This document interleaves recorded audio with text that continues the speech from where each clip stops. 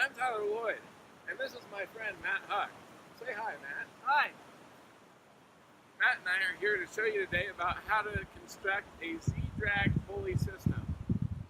So, tell you a little story. About 5 years ago, Matt and I were out on one of the glaciers in Mount Rainier National Park. It's about 1 o'clock in the morning, and I turned back to see how Matt's doing. Matt's gone. He had fallen into a crevasse. Turns out, I should have known how to save him using a Z-system rescue pulley. As you can tell from Matt struggling, it's quite hard to escape the confines of a crevasse if you don't have some sort of rescue system. So Matt and I are going to demonstrate to you the finer points of constructing and using a Z pulley system to escape from a crevasse. So your typical crevasse is going to look something like this.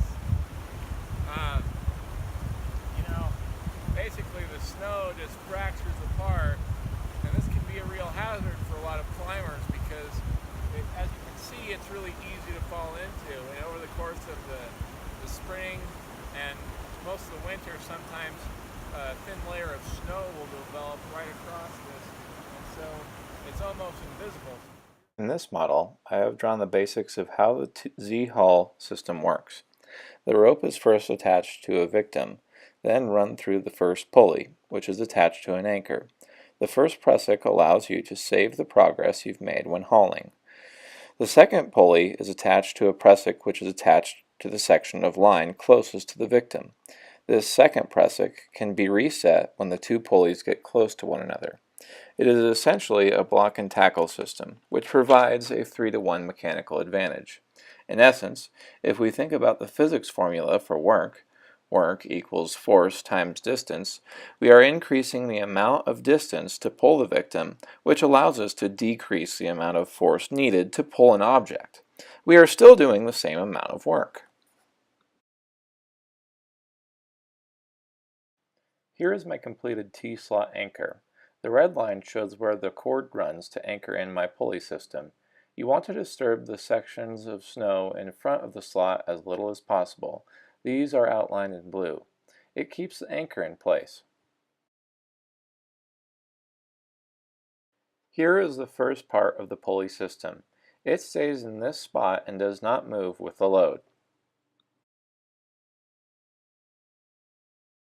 As you can see, the name for this pulley system comes from it looking like a Z depending on which way you look at it from.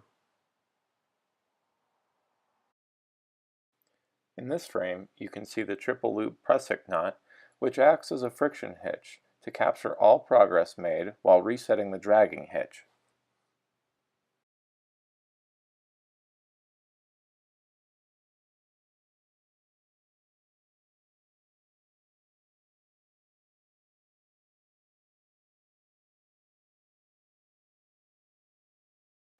This demonstrates how this first prusik knot captures the progress made while I reset the first pulley closer to the victim. If I didn't have this prusik, I would always lose the progress I had made in pulling the victim up.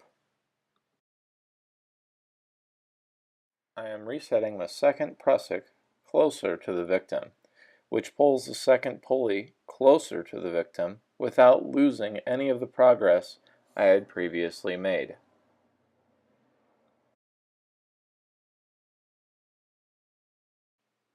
In this clip, you can see me demonstrate hauling the load,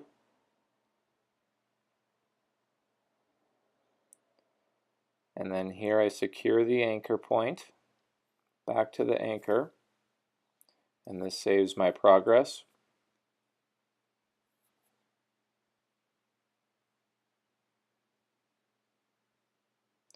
I am then able to reset the prusik closer to the victim and then start the haul again. To illustrate the physics of the Z-hull pulley, I've constructed the following model. Notice that 33.3 newtons of force is required to raise the 100 kilogram load.